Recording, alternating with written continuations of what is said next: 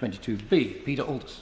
Thank you very much, Mr Deputy Speaker. The two amendments which the other place have returned to us are two amendments which in their previous guise last week I supported and urged the Government to accept.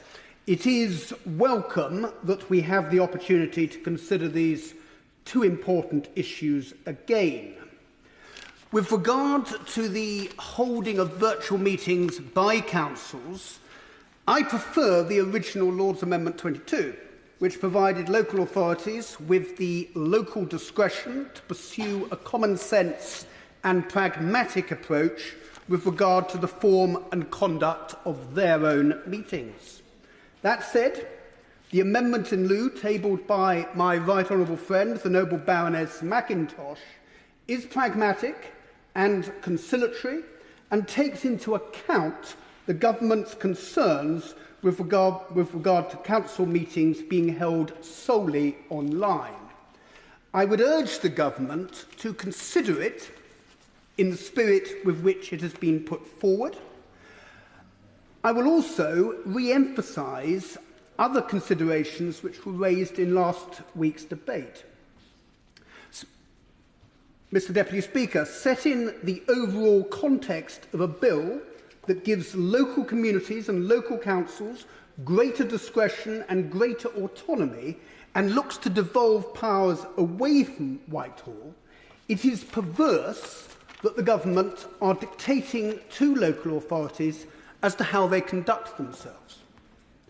There is, as we heard last week, 90 to 95% support from local councils, clerks and their representative bodies for this provision.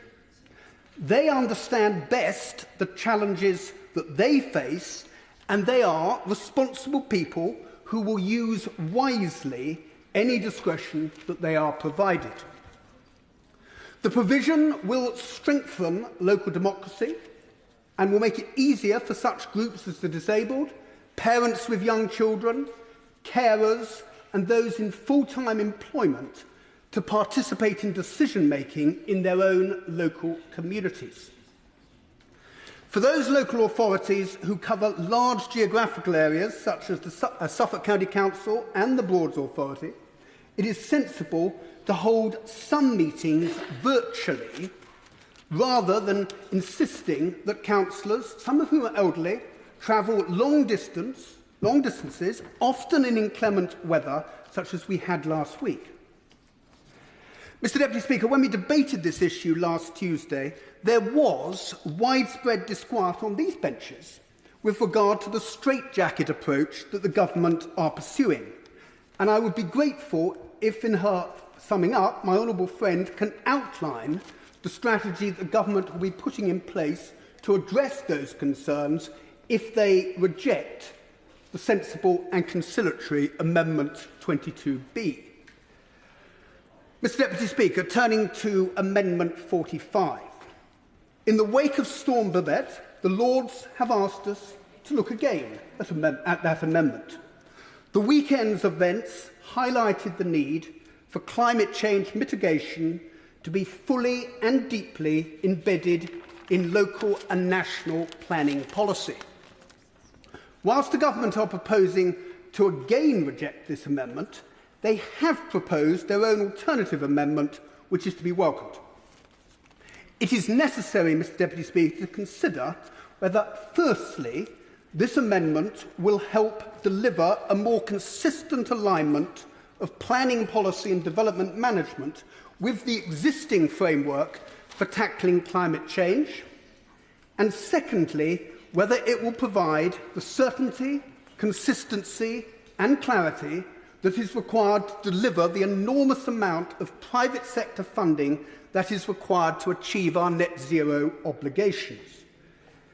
I would be grateful if my honourable friend, in her summing up, can answer the following questions.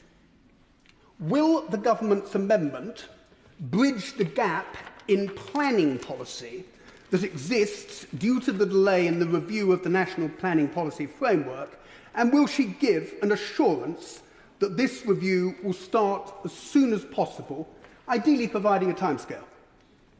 Secondly, there is an inconsistency at present where a local planning authority's well thought through and bespoke climate change mitigation policies can be overturned by either the Secretary of State or the Planning Inspectorate.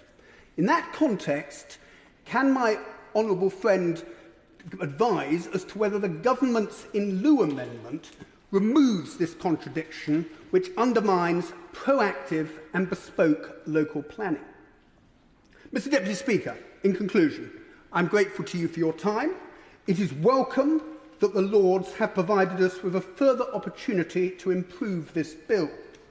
Whilst the two amendments are in many respects very different, they both give local communities full opportunity to shape the future of the places where they live and work, and in doing so, to achieve meaningful regeneration and levelling up. Thank you, Mr. Deputy Speaker. Opposition from bench. Matthew Pennicook.